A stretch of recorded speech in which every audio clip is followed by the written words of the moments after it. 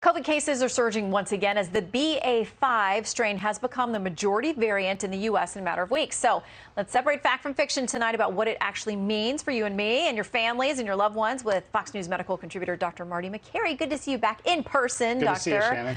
Okay, so let's start here. This is what The Atlantic says. It says many studies have now consistently shown antibodies from triple vaccinated people or people who've had breakthrough infections with earlier variants are 3 to 4 times less potent at neutralizing BA.4 or BA.5 than at BA.1 or 2. It means most people are now less protected against infection than they were 2 months ago, and some people who got COVID very recently are getting reinfected now. So break that down for us. What shouldn't be worried about? It seems clearly there's another wave.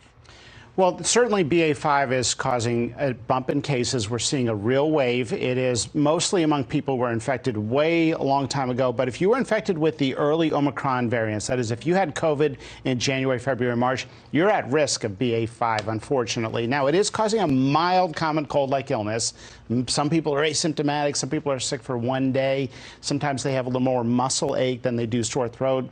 But we're watching the preview of BA.5 in Europe, and it does appear to be passing, and it also is not resulting in hospitalizations that are meaningful. Okay, that's good to know. In the meantime, the Wall Street Journal has this op-ed about the people are still getting kicked out of the military. Some people are, their state jobs we talked about in the state of Washington, certain jobs, they're now saying you have to get vaxxed and boosted, even employees who were exempt at some point.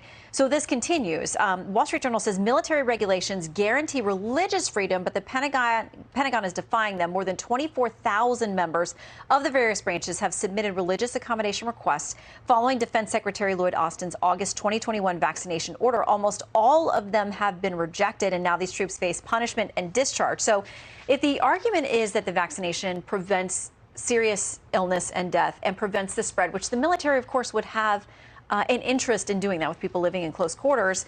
What do you make of what we now know about the vaccine's ability on those fronts and thousands of people potentially being kicked out of the military? Well, we know that the protection you get from acquiring the infection is transient. It lasts a matter of months. So if the argument that they should be vaccinated to increase readiness